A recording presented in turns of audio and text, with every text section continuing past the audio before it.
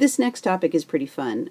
For those of you who have been a little bit frustrated with the value of DFAs and NFAs so far, this may convince you that there's something to them.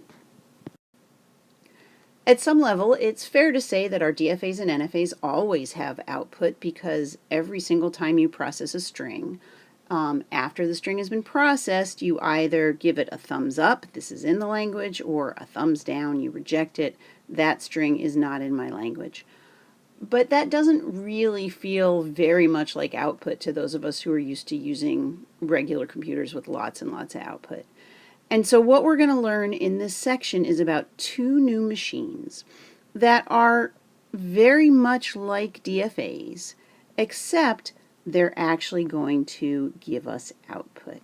And they're going to output strings rather than just a single thumbs up or thumbs down. So the first kind of machine is called a Mealy machine, named after the guy who thought it up, George Mealy. And what you want to think about is we've got two states here. We've got a state I and a state J. And the thing you'll notice is on top of our transition arrow, instead of just a single symbol, we have this A/X. So it's kind of a symbol slash some other symbol.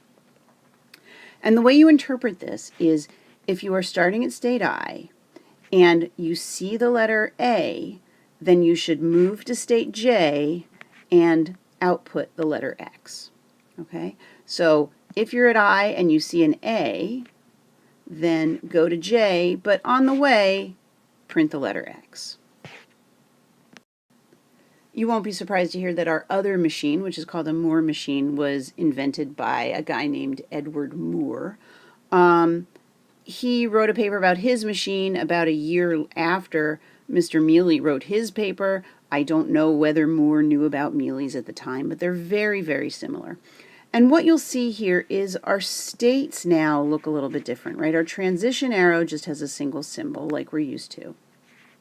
But our state now has this slash on it, right? So what this says, if you are in state I and you see a letter A, you should go to state J and then print a Y. And so effectively what you do is whenever you arrive at a state, you print whatever is after the slash. So when I got to this state, I printed an X, then I saw the symbol A, and so I was here, I took this transition to here, now I'm at a state whose name is J, but upon arriving at this state, I'm going to print the symbol Y. Now these things are so similar that people often confuse them. Here's a mnemonic that might help you. If you think about the word mealy, mealy kind of sounds like the word mean, like average, which is kind of like the middle value, right? So when you hear mealy, you want to think mean, and you want to think middle's where the output is. In other words, for a Mealy machine, you put the output on the middle, which is on our transition arrows. When you think about a Moore machine, that kind of sounds like the word more. And you can think you get more output, right? Because a Mealy machine just does one output when you go from I to J. But a Moore machine already printed one when it was at I. And then when it arrives at J, it prints a second one. So you get one more piece of output on a Moore machine than on a Mealy. So the mnemonic was fun, but you may still have some questions about how this actually works realistically. So let's talk about designing a Mealy or a Moore machine that counts the number of BAB substrings in a string. So for example, if here's a string that I have, and I said it has 3, let me show you where they are because overlaps are okay. So here's one BAB right there, right? And then here's a second BAB, and here's a third BAB. So how are we going to count these things? Well, what we're going to do is we're going to print a 1 whenever we get to the end of a BAB substring, and we'll print a 0 otherwise. And once we reach the end of the string that we're processing, we will just see how many 1s we have, and that'll tell us how many BAB substrings we have in our string. So here's a Mealy machine that processes strings and finds the number of BAB substrings in the string. So let's get started. And of course we always begin at the start state, so we're going to start at state 0. And I'm just sticking an arrow there so we remember what state we're at, because we need to keep track of a lot of things now. So we're at state 0 and we see the symbol A, right? So that would normally take us around, if we didn't have this /0, that would just take us around this transition here. We're still going to follow that transition as we process the A, but we're also going to output a 0 as we do it. So we process the A and we output a 0. Okay?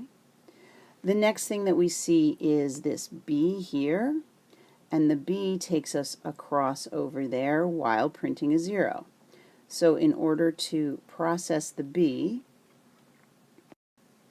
we will transition along here and end up at state 1, and let's say we've processed the B, but after we process the B, we will also print a 0.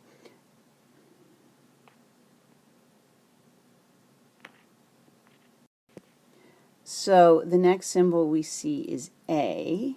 From state 1, if you see an A, you go to state 2 and print a 0. So let's do the following. Let's take our arrow and move it to state 2. And then we will say, all right, I've processed that A and I've printed a 0 again. Right? And you can kind of see that, you know, process this A, print a 0. Process this B, print a 0. Process this A, print a 0. So now we're up to processing this B, and that is, in fact, our first BAB substring, right? So we're hoping it's going to give us a 1, and sure enough, when we process this next B, if you look, it says follow this transition, but print a 1. So let's process that B. Let's move the arrow over, and we will print a 1, and we'll say that B is done. Okay. Next, we have to process this A. So let's process the A. To process the A, we will slide along here and print a 0. So the A is processed and I print a 0. And now we're processing the next symbol, which is a B. From this point, if I'm at state 2 and I see a B, it says to print a 1, right? So I'm going to process the B, print a 1. The next letter that we're processing is this A here. So we will process that A, which means we are moving along this transition to state 2, and this transition told us to print a 0. So we're going to print our 0. Let's process the next symbol, which is this A. We're at state 2, and when we see an A, we take this transition arrow and print a 0. So let's cross out that A and print a 0. Now we're going to process this B. To do the B, we follow this transition and print a 0. So let's cross out the B, print 0. Next thing to process is that A, right? We're going to process this A, which means that we were here at state 1, we saw an A, so in processing it we transition to state 2 and we print a 0. So let's cross out the A, we transition to 2 and we printed a 0. And now we will process this B. So to process this B, we transition to state 3 and we print a 1 along the way. So let's say we're done processing the B, we went to state 3 and we printed a 1. And there is one final B left to process, right? So let's see if we have a B. We move from state 3 following this transition back to state 1, and it says that we print a 0. So we end up at state 1, and let's process the B. We're at state 1 and we print a 0. So if we look now at the string that we've generated, we have how many ones? 1, 2, 3 ones. And those ones correspond to where my BAB substrings are, right? So there is a 1 every time I see a BAB. So I saw that first BAB, and then I printed a 1. The second BAB is located right here, right? And so after I saw the second BAB, I printed another 1. The final BAB is located here, and after I saw that final BAB, I printed another 1. So I add 1, 2, 3, and I get that I have 3 substrings that have the form BAB. So what I'm going to do now is I'm going to take a look at this machine and just try to understand what's going on here. And it may help you, before you listen to this part of the video, to just try and do a few more examples of strings to see how they process through this machine. So you may want to pause the video now, try a few different strings. Try maybe a string full of A's, a string with some A's and B's in it, and just make sure that you've tried a few so you kind of navigate your way around this machine. Sometimes it's useful to think about states as representing a state of being of the string. Where are you in the string? What have you just seen in the string? And if we look at this, Mealy machine for a minute, what you'll notice is that the only place that we print a 1 is on this transition from 2 to 3. And there's no other way to get to state 3 except from state 2, right? And so I'm gonna tell you, and with some analysis, with some looking at this machine, I think you'll agree with me, that state 3 sort of represents a state where I have just seen BAB. So instead of calling it state 3, of course, we could have called it state 27 or state 52. We could also call it the state where I've just seen BAB. So I'm just going to kind of leave that arrow there so that you can see that and we can remember that. Similarly, it's fair to say that if you get to state 2, that's because you've just seen the sequence BA, right?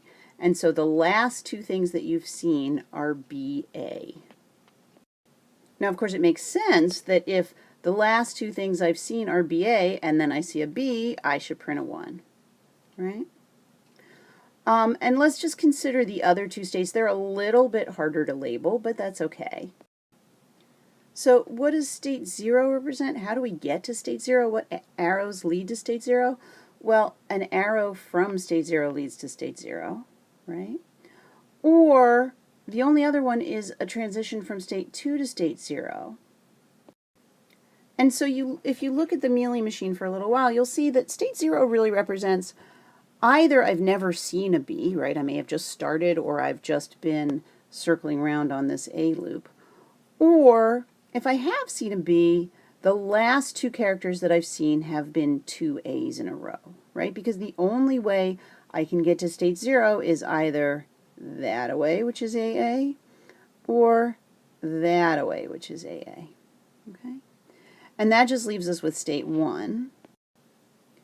And state 1 kind of represents, I've just seen a B, right? Because the only way you can get to state 1 directly is either from state 0 where you've seen a B, from state 3 where you've seen a B, or state 1 staying there where you've seen a B. But it's not just that I've just seen a B, I haven't just seen BAB, because if I just saw BAB, I'd end up at state 3. And so sometimes it's useful to kind of think of your machine this way. Again, if you haven't already done so, or maybe even if you have, it would really help you to pick some strings to try and process and just walk them through this machine step by step the way we did earlier, and just make sure you understand how this works. So let's now look at a more machine that counts the number of BAB substrings in our input string, and it's going to be almost the same. The big difference, of course, is that we're going to print one more symbol than we did before. So as soon as we start, we get to state 0, and this says when you arrive at state 0, print a 0. So the very first thing we're going to do before we process any letters is we're going to print a 0. Then we see the symbol A. So let's process that A. Processing that A takes us around this loop and puts us back in state 0, printing a 0. So we process the A, we print a 0. Now we're going to process the B. To process the B, we move from state 0 to state 1, and then we print a 0. So let's print another 0. Well, let's say we process the B, we print a 0. Now we're going to process the next symbol, which is an A. We process that A and we move to state 2. We're at state 2, we print a 0. So we processed the A, we moved to state 2, we printed a 0. We'll process the next symbol in our string, which is a B, right? That's the next unprocessed symbol in the string. So we see the B, we go to state 3 and print a 1. So process B, we went to state 3, we print a 1. Next up is an A, so we go to state 2, print a 0.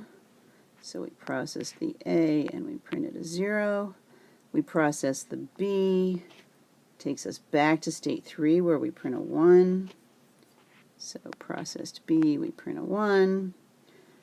And now we process the A, so that takes us back to state 2 where we print a 0. So A done, print a 0. Process another A, so now we bounce back here and we're at state 0 and we print a 0. So process that A and we printed a 0. Now we're going to process a B, so we follow the B. We end up at state 1 and print 0. So we saw the B, we went to state 1 and we printed a 0. We see an A, so we transition to state 2 and print a 0. So I saw the A, I transitioned to state 2 and I printed a 0.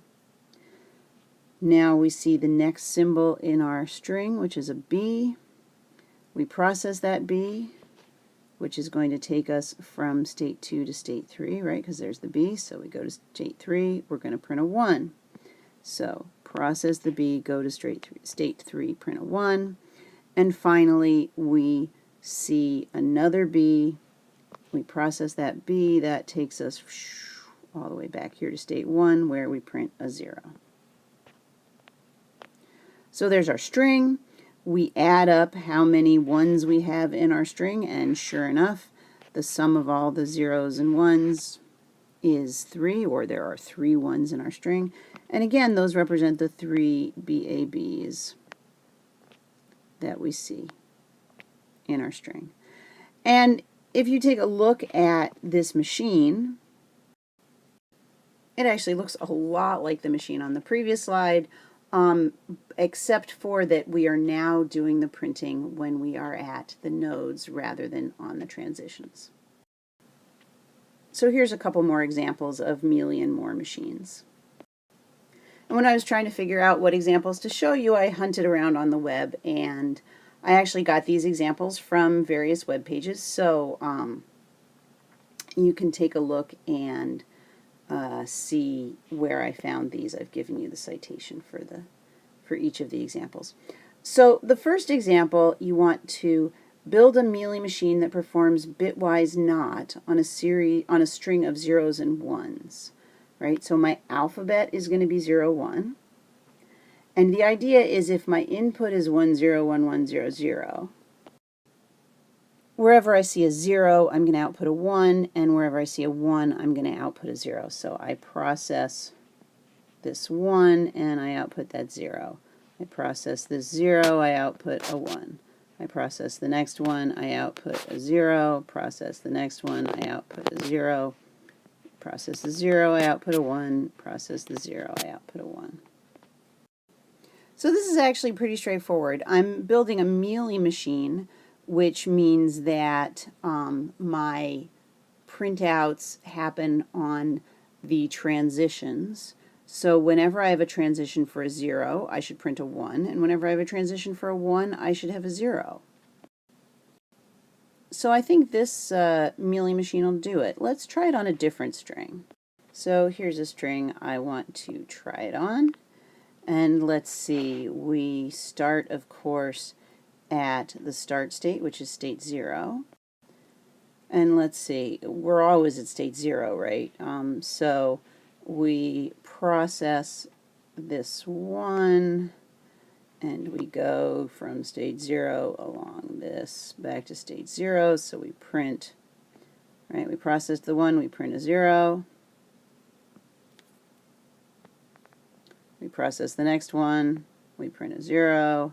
Process the next one, we print a 0. We're going to process a 0 next, which says we go around that loop. So we're processing the 0, printing a 1. So I already crossed out the 0. So I need to print my 1. And we process the 0, print a 1, process the 1, print a 0, 1, 0. And so on, and sure enough, that does bitwise OR. So here's the 2 examples I said I wanted to do. Let's work on example 2 now, but you know what, I think what we should do is, instead of building a Mealy machine this time, let's build a Moore machine. So let's just cross that out, and we'll actually write that we want to build a Moore machine. So we're going to build a Moore machine that performs exclusive OR on the last 2 values seen. And remember that exclusive OR on 2 values, effectively we're going to print a 0 if the last 2 values match, and a 1 if the last 2 values that we've seen don't match. Okay? Now, when we were talking about a Mealy machine before, we had to kind of just output a 0 after we'd only seen 1 symbol, right? Because we only have seen 1 symbol, we're going to output a 0. And then after that, you know, we have a 1, 0 here, so the next symbol is a 1 because it switches. And then we had 0, 1, so we have another 1. But we need to do something slightly different for our Moore machine because, of course, a Moore machine prints more output. So what if we change our output alphabet slightly? And why don't we make the alphabet that we're going to output be X, 0, and 1, where X represents, I don't have any information yet. I haven't seen 2 things yet. So what we're going to do is we're going to arrive at the start state. And of course, we're doing a Moore machine now, right? So because we have a Moore machine, we're going to arrive at the start state and instantly print an X. And then let's just keep going. We will see this 1 here. So we'll process that 1. And I guess we have to print another X, right? Because we haven't seen 2 things yet. Next thing we process is a 0. So the last 2 we saw were 1, 0. Those are different. So we'll print a 1. We will process this 1. So now we've seen 0, 1, which are different. So we'll print 1. Process this 1. Now the last 2 things that we've seen are both 1s, so we have to print a 0. We'll process this 0. Oops, cross it out. This one. And we had a change again from 1 to 0, so we'll print a 1. And we'll print the last 0, we'll process the last 0, which means we will print, let's see, the last 2 we saw were 0, 0, so we'll print a 0. So what I'm expecting through the magic of video is now written a little bit more beautifully. If the input is 1, 0, 1, 1, 0, 0, the output is going to be XX 1, 1, 0, 1, 0. So you may want to pause the video for a minute and see if you can figure out how to do this. But let me give you my solution. As we said, we'll start at say 0, where we'll just print an X. And then no matter what I see, I'm going to print another X, right? But I sort of want to know what the last thing I saw was, right? So what I'm going to do is if I see a 0, I'll go up to here to state 1 and print an X. But I'm going to think of state 1 as representing the state where I've only seen 1 symbol, and that symbol was a 0. And you can probably guess where I'm going to go from here. I'm going to make another transition for a 1. I'll say this will be state 2, and I'll print an X. And so state 2 is going to represent I've only seen one symbol, and that symbol was a 1. Now, of course, there's lots of ways to do this sort of machine. The way I'm going to think about it is I'm going to have a new state for each of the 4 possibilities of the last 2 symbols that I've seen. So I'll have a state where the last 2 symbols I've seen was 0, 0, a state where the last 2 symbols I've seen was 0, 1, and so on. And depending on what the last 2 symbols I've seen are, my state will print something different. So state 3 for me is going to be I've just seen a 0, 0, right? Because I will have seen a 0 and gotten to state 1, and a 0 and gotten to be state 3. And if I've just seen a 0, 0, of course I want to print a 0. State 4 will represent the last 2 things I just saw were a 0, then a 1, right? Because like if I started here, I saw a 0 and then a 1. So of course that changed, so I print a 1. State 5, I've seen a 1, 0. So I print that 1. In state 6, I've seen a 1 followed by a 1. So of course I print a 0. So we're almost there. We just need to figure out what do we do if, say, I'm at state 3 and I see a 0, or I'm at state 3 and I see a 1. So let's see. If I'm at state 3, I've just seen 0, 0. If I see a 1, I'll have just seen 0, 1, so I want to go to state 4. If I see another 0, I'll have just seen state 0. So I'll want to stay at state 3. Make that a nice 0. If I'm at state 4, I've just seen 0, 1. If I see another 1, I'll have just seen 1, 1. So I'll need to jump over to state 6. It's going to get a little bit messy. So state 4 and I see a 1, I'm going to go to state 6.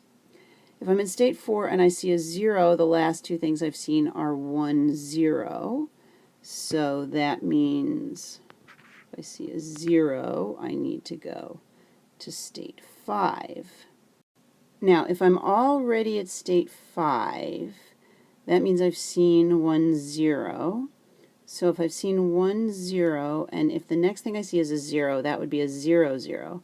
So that means if I'm at state 5, apologies for the mess here, but if I'm at state 5 and I see a 0, then I go back to state 3. If I'm at state 5 and I see a 1, that gives me a 0, then a 1. So I have a 0, 1. So if I'm at state 5 and I see a 1, I need to go up to state 4. Let's do it like that. And finally, let's deal with state 6. So state 6 is where I've seen 1, 1 already. So if I'm at state 6 and I see another 1, I just stay at state 6, right? So let's kind of do a loop in here on a 1. And if I'm at state 6 and I see a 0, that would have shown me a 1, 0 last. So then I go to state 5. Now, let me just clean this up a teeny bit so you can see it a little bit better. There you go, and let's try a new string. Why don't we try this one? And let's see what happens. So we have a Moore machine. So we always start at state 0 and immediately print. So we'll print that X. And then we will process the first number, which is a 1. And so that will move us over to state 2, which says also print an X. Let's process that next one. So we'll follow this along to state 6, where we'll print a 0.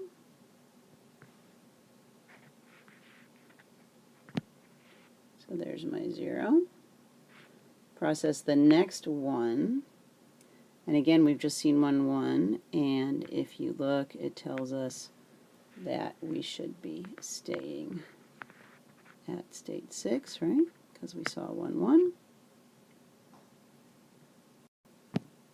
And we print a 0. Finally, something's going to change. We process the 0. And so if we're at state 6 and we see a 0, whoops, we see state 6, we see a 0, we go to state 5, and woohoo, we're going to print a 1. So let's print that 1. Now we see another 0. That was 2 zeros in a row, so hopefully we will print a 0 now. Let's see. So we're at state 5, and there's the 0, and we end up at state 3, and we print a 0. Now we see a 1, so that was a change.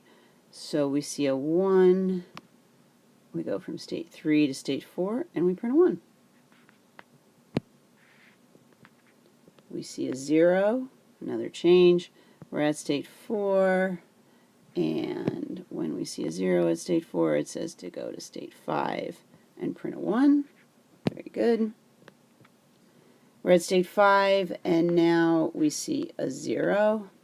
If you're at state 5 and you see a 0, we follow this one up to there. We get to state 3 and we print a 0. Finally, let's process that 0. So we're at state 3, and we see another 0, so we stay at state 3, and we're printing a 0, which is what we expected. Looks good. So of course now the challenge I have for you is, why don't you try and build a Mealy machine instead of a Moore machine that does the same thing.